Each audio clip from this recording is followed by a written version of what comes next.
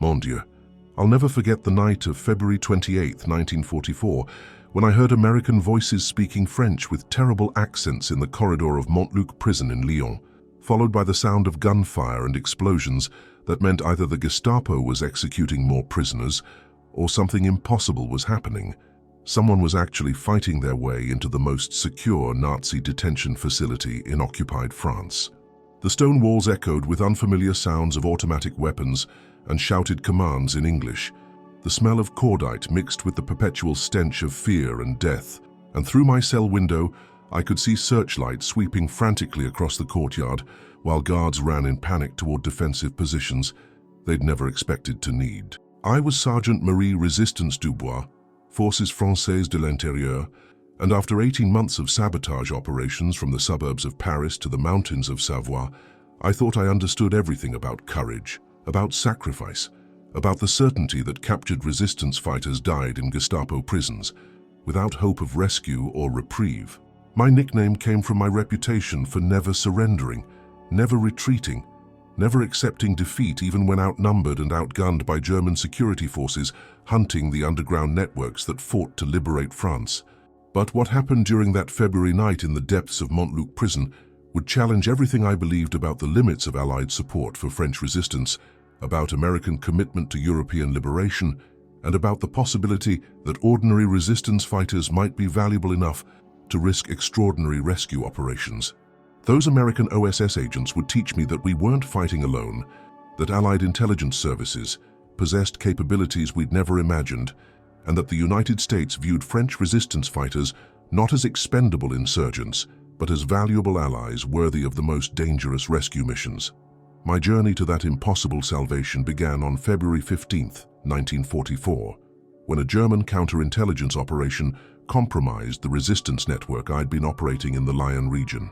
Acting on information obtained through torture of captured comrades, Gestapo agents surrounded the safe house, where I was coordinating arms drops with Allied aircraft and attacks against German transportation targets. "Raus! Raus! Schnell!" shouted SS Obersturmbannführer Klaus Weber as German soldiers surrounded our building at dawn, their machine guns trained on windows and doors while police dogs searched for escape routes that didn't exist. "Come out with hands visible, or we'll burn the building with everyone inside." The choice was immediate: die fighting with little chance of inflicting damage on German forces, or surrender and hope for opportunities to escape or continue resistance from prison. My three companions, Jacques Moreau, a railway saboteur from Marseille, Antoine Laurent, a radio operator who maintained contact with London, and Sylvie Rousseau, a courier who carried messages between resistance cells, chose to fight and died in the first minute of the assault. I chose to surrender, hoping to protect information about other resistance members and operations that the Gestapo might extract through torture if they captured me alive, but desperate. It was a calculated decision that would prove both wise and catastrophic in ways I couldn't anticipate. My initial interrogation began immediately after capture, conducted by Gestapo officers who demonstrated detailed knowledge of French resistance operations that could only have come from systematic intelligence collection and successful penetration of our security procedures. "Mademoiselle Dubois," said Sturmbannführer Weber in fluent French, consulting a thick file that contained photographs, operational reports, and personal information that chilled my blood, "we know about the arms drop near Villeurbanne on January 23rd, the railway sabotage at Perrache on February 3rd, and the assassination of Obergefreiter Müller on February 10th. What we want to know is the location of your radio transmitters and the names of your contacts in London." His knowledge of specific operations was frighteningly accurate, but I noticed that his information focused on completed actions rather than planned operations, suggesting that German intelligence was tracking resistance activities through surveillance rather than penetrating our future planning. "I don't know what you're talking about," I replied in the standard denial that all resistance fighters used during initial interrogations, hoping to buy time while assessing German knowledge and planning responses to questions that would certainly become more specific and threatening. "Mademoiselle Dubois," Weber continued with the patient tone of someone who expected resistance and had time to overcome it, "we have surveillance photographs of you at all three locations, testimonies from captured colleagues, and radio intercepts of communications between your network and Allied intelligence services. Cooperation will be rewarded with decent treatment and possible transfer to prisoner of war facilities. Continued resistance will result in increasingly unpleasant interrogation techniques. His offer of decent treatment was meaningless. Resistance fighters were classified as terrorists rather than soldiers, and Geneva Convention protections didn't apply to irregular combatants captured while conducting sabotage operations against German forces. But the reference to radio intercepts was troubling because it suggested German signals intelligence capabilities that exceeded our security measures. Over the following days, I was subjected to interrogation techniques that escalated from verbal threats to physical coercion to systematic torture designed to break psychological resistance rather than extract immediate information. The Gestapo understood that resistance fighters were trained to withstand initial questioning, but few could maintain silence through prolonged physical and psychological pressure. The torture was conducted with clinical efficiency that reflected German military thoroughness applied to intelligence extraction. Sessions were timed to maximize psychological pressure while avoiding immediate death that would end opportunities for information collection. Medical personnel monitored my condition to ensure I remained conscious and responsive throughout procedures designed to destroy resistance gradually rather than quickly. But what surprised me was the precision of German questions about resistance operations, communication procedures, and personnel that indicated intelligence sources beyond normal surveillance or captured documents. The Gestapo knew details about Allied support for French resistance that could only come from penetration of British or American intelligence services themselves. "Tell us about your contacts with SOE agents operating from London," Weber demanded during one particularly brutal session. "We know that Captain Richardson has been coordinating arms drops in the Lyon region since November. What we want to know is his communication schedule and the locations of future delivery operations." Captain Richardson was indeed coordinating SOE support for resistance operations in southeastern France, but his existence was supposed to be known only to senior resistance commanders and Allied intelligence personnel. If the Gestapo knew about Richardson, they possessed intelligence sources that penetrated the highest levels of Allied clandestine operations. This knowledge meant that my capture was more serious than a routine counterintelligence success. It represented German penetration of Allied intelligence networks that supported resistance operations throughout occupied Europe. Information I possessed could compromise not just French resistance but British and American operations across multiple countries. The realization that my capture represented strategic rather than tactical intelligence value created new pressures during interrogation sessions that focused increasingly on Allied rather than French operations. The Gestapo wanted information about British intelligence procedures, American supply methods, and coordination between Allied services that supported resistance activities. "The Americans are expanding their intelligence operations in occupied Europe," Weber explained during one interrogation session. "We know that OSS agents are operating in France, but we need details about their communication methods, supply procedures, and coordination with local resistance groups." His reference to American OSS operations was significant because it indicated German awareness of expanding American intelligence activities in Europe that paralleled traditional British SOE operations. If Americans were developing independent intelligence capabilities, it represented expansion of Allied clandestine warfare that German counterintelligence was struggling to monitor and counter.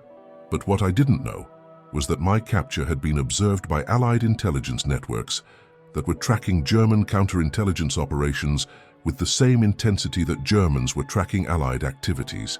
The resistance war was being fought on multiple levels, involving not just French patriots and German security forces, but British and American intelligence services conducting sophisticated operations to support, coordinate, and protect resistance activities across occupied Europe.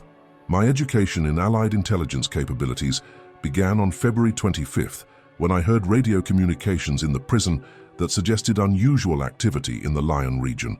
German guards were discussing increased Allied air activity, reports of paratrooper drops, and security alerts that indicated major Allied operations in areas surrounding Montluc prison. "Achtung!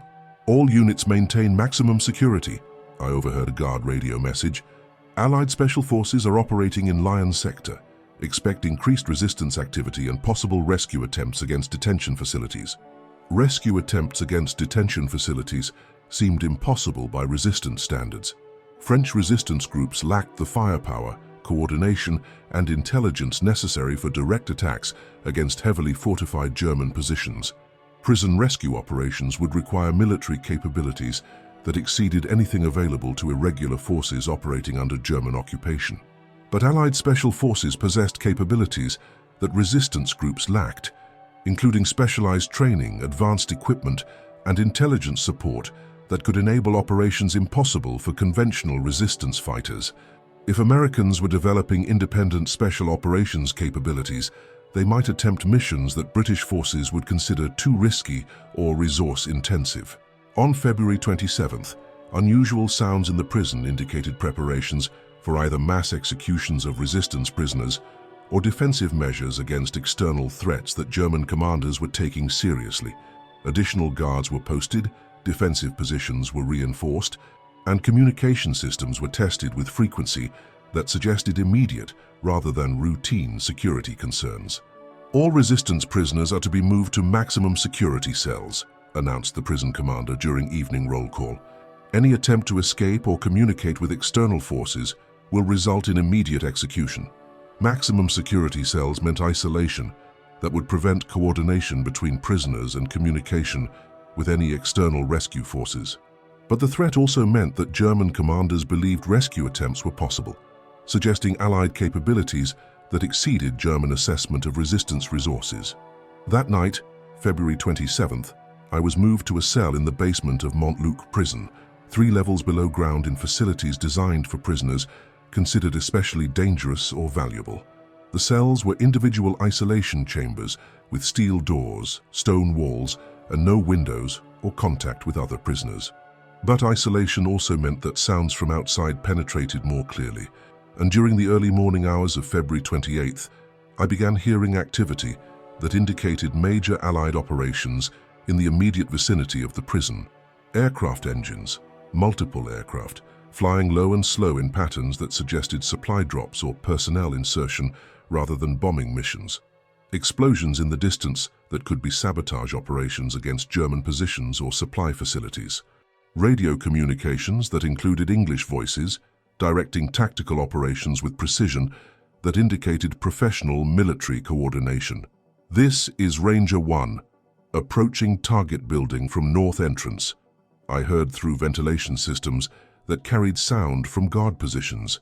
Confirm all friendly personnel are clear of engagement zone.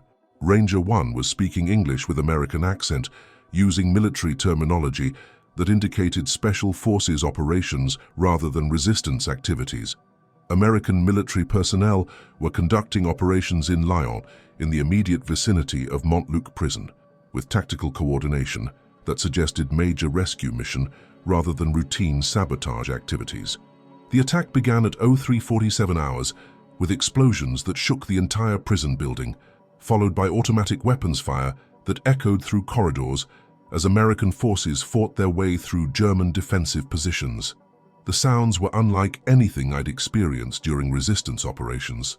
Sustained, professional, coordinated attacks that indicated military training and equipment superior to anything available to French underground fighters. "Resistance prisoners, identify yourselves," shouted an American voice in French that was grammatically correct but accented in ways that revealed native English speakers using learned foreign language skills. "American forces are conducting rescue operations. Remain in your cells until we reach your location." American forces conducting rescue operations in a German prison represented unprecedented Allied commitment to individual resistance fighters and demonstrated intelligence capabilities that could locate specific prisoners in heavily fortified enemy facilities. This wasn't just military operation, it was strategic intelligence mission that required detailed knowledge of German procedures, prison layouts, and individual prisoner locations. The fighting continued for approximately 15 minutes as American forces systematically cleared German defensive positions and advanced through prison corridors towards cells containing resistance prisoners. The tactical efficiency was remarkable. Coordinated movements, suppressive fire, explosive breaching of fortified positions, and communication discipline that indicated extensive training and battle experience. "Cell block secured, moving to basement level," reported American voices over tactical radios that were powerful enough to penetrate stone walls and coordinate between multiple assault teams. "Confirm prisoner locations and prepare for immediate evacuation." The coordination indicated intelligence preparation that included detailed knowledge of Montluc prison's layout, German defensive procedures, prisoner locations, and evacuation routes that would be necessary for successful rescue operations. American intelligence services possessed information about German detention facilities that could only come from systematic intelligence collection or infiltration of German security organizations. My cell door exploded inward at 04:02 hours, revealing two Americans wearing military uniforms without identifying insignia, carrying automatic weapons that I later learned were Thompson submachine guns, and equipped with demolitions, communications equipment, and medical supplies that indicated comprehensive preparation for complex rescue operations. "Sergeant Dubois?" asked the lead American in French that was careful but understandable. "I'm Major William Thompson, Office of Strategic Services. We're here to get you and other resistance prisoners out of this facility." Office of Strategic Services meant American military intelligence, indicating that my rescue was being conducted by official United States military personnel rather than Allied volunteers or resistance sympathizers. The American government had authorized military operations to rescue individual French resistance fighters from German detention facilities. "Major," I replied in English that I'd learned during pre-war studies, "how did you know I was here? How did you plan this operation?" "Sergeant, we've been tracking German counterintelligence operations in the Lyon region for several months," Major Thompson explained, as his team prepared demolition charges to breach wall sections that blocked our exit route. "When you were captured, OSS headquarters authorized a rescue mission based on intelligence value and strategic importance of your continued resistance activities. Strategic importance meant that American intelligence services viewed individual resistance fighters as valuable assets worthy of major military operations to preserve their capability and knowledge. This represented fundamental shift in Allied support for resistance activities from supply and coordination to direct military intervention when key personnel were threatened. But the rescue operation involved more than just my extraction. As we moved through prison corridors, American teams were simultaneously liberating other resistance prisoners whose capabilities were considered important enough to justify complex and dangerous military missions. "Total prisoner count is 14, reported another American team leader over radio communications. 12 French resistance, 1 British SOE agent, 1 American pilot. All are mobile and ready for evacuation. 14 prisoners represented significant intelligence and operational assets, but rescuing them from a heavily fortified German facility required military resources, intelligence preparation, and tactical coordination that exceeded anything resistance groups could accomplish independently. The evacuation route led through prison sections that had been systematically cleared by American forces using tactics and equipment that demonstrated extensive special operations training. Explosive breaching of barriers, suppressive fire that kept German defenders pinned down, and coordinated movements that allowed prisoner evacuation under combat conditions. "Exfiltration vehicles are standing by at Rally Point Alpha," reported American communications personnel. "Estimate 10 minutes to complete prisoner extraction and begin withdrawal to friendly territory." Rally Point Alpha was located outside the prison facility, indicating coordination with ground transportation that could move 14 rescued prisoners to safety despite German security forces throughout the Lyon region. American intelligence had planned comprehensive extraction that included not just prison assault, but secure transportation to areas beyond German reach. The journey from Montluc prison to American-controlled territory took 6 hours using transportation methods and routes that demonstrated detailed knowledge of German security procedures, patrol patterns, and defensive positions throughout southeastern France. American intelligence services possessed operational intelligence about German forces that enabled complex movements through occupied territory. "Sergeant Dubois," explained Captain Robert Patterson during our journey to safety, "OSS has been developing intelligence networks in occupied Europe that provide detailed information about German military operations, detention facilities, and counterintelligence activities. Your rescue was possible because we knew German procedures and could plan operations accordingly. This intelligence capability exceeded anything French resistance had achieved, despite months of dangerous intelligence collection activities. American services possessed systematic knowledge of German operations that enabled tactical advantages necessary for successful special operations missions. But perhaps most significantly, I learned that my rescue represented expanding American commitment to European resistance that included not just supply and coordination, but direct military intervention to preserve resistance capabilities considered strategically important. OSS missions in occupied Europe, Captain Patterson continued, include supporting resistance activities, conducting independent intelligence operations, and executing special operations that conventional military forces cannot accomplish. Resistance fighters like yourself are valuable assets whose preservation justifies significant military risks. This assessment meant that American intelligence viewed French resistance as an integral component of overall Allied strategy rather than auxiliary support for conventional military operations. Individual resistance fighters were considered important enough to justify major military missions for their protection and preservation. My debriefing with OSS intelligence officers provided insight into American intelligence capabilities and strategic thinking about resistance operations that exceeded my previous understanding of Allied support for occupied European countries. Sergeant Dubois, explained Colonel James Morrison, OSS Intelligence Chief for European Operations, your resistance network has provided valuable intelligence about German military activities, transportation systems, and defensive preparations that contribute significantly to Allied strategic planning. The intelligence value he described surprised me because French resistance activities had focused primarily on sabotage and local operations rather than systematic intelligence collection for Allied strategic purposes. But American services were utilizing resistance information for strategic planning that extended beyond tactical support for local operations. Additionally, Colonel Morrison continued, your operational experience and knowledge of German counterintelligence procedures make you valuable for training other resistance fighters and developing improved security procedures that can protect Allied intelligence networks. Training other resistance fighters meant that OSS intended to use rescued personnel for expanding and improving resistance capabilities rather than simply preserving them from German capture. My rescue was investment in future resistance operations rather than just humanitarian gesture toward individual fighter. This strategic approach to resistance support demonstrated American thinking about irregular warfare and intelligence operations that differed significantly from traditional military approaches to occupied territory and civilian resistance movements.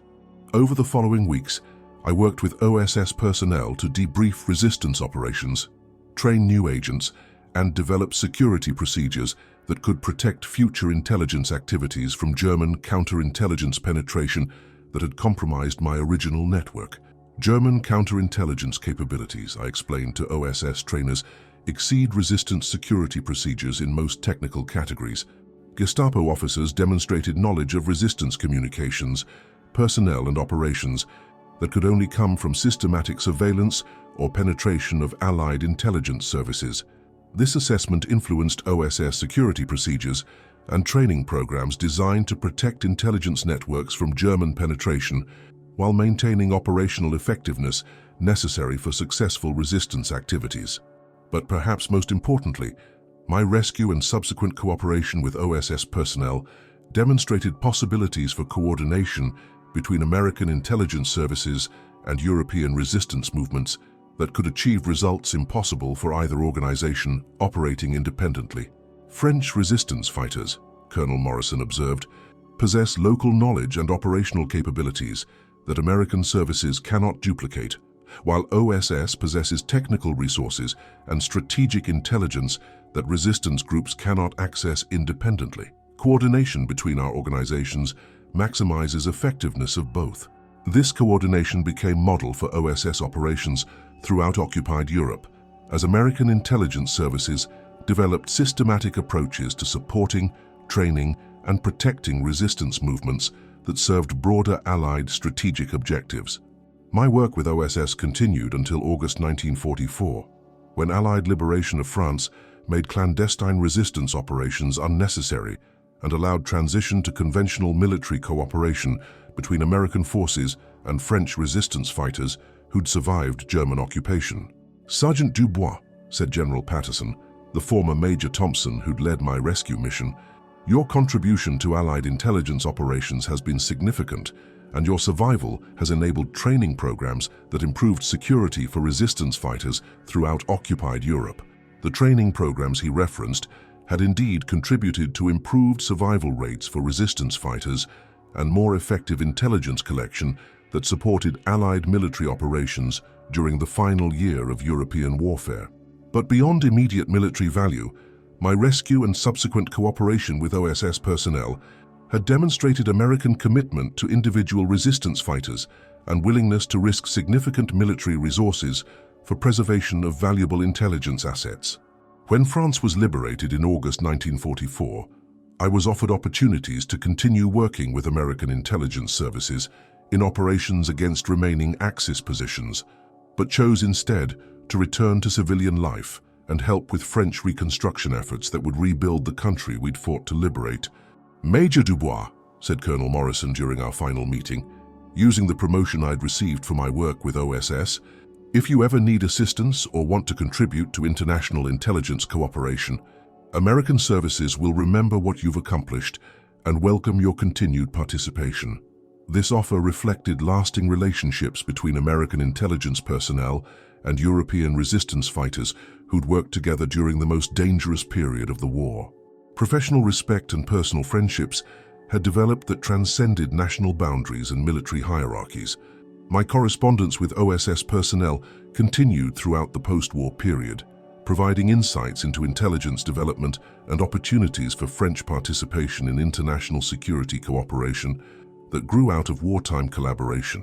"Marie," wrote General Thompson in 1950, "the intelligence techniques and security procedures we developed together during 1944 continue to influence American training programs and international cooperation in intelligence matters.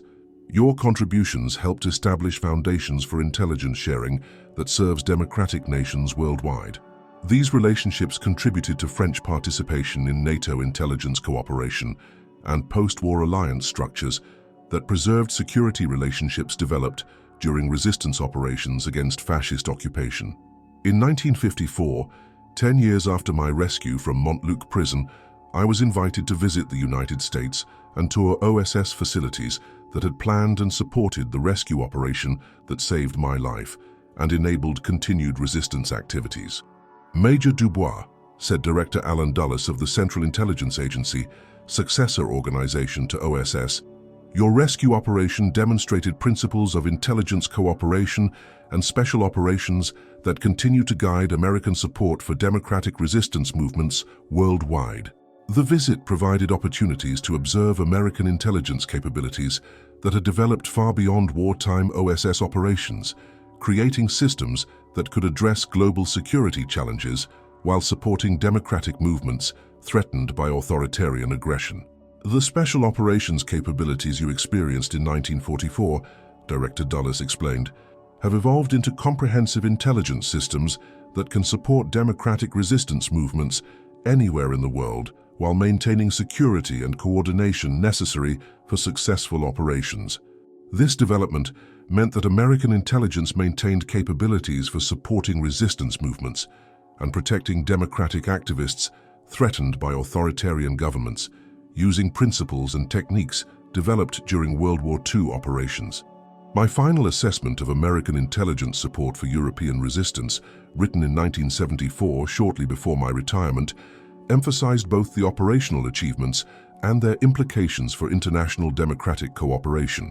The OSS agents who broke me out of Montluc prison in 1944 demonstrated that American intelligence services viewed European resistance fighters as valuable allies worthy of the most dangerous rescue operations, and that democratic nations could cooperate effectively in protecting individuals who risked their lives for freedom. This was my story, Sergeant Marie Resistance Dubois, who learned that we weren't fighting alone, that American intelligence services possessed capabilities that could accomplish missions impossible for resistance groups, and that individual resistance fighters were valuable enough to justify extraordinary military operations for their protection and preservation.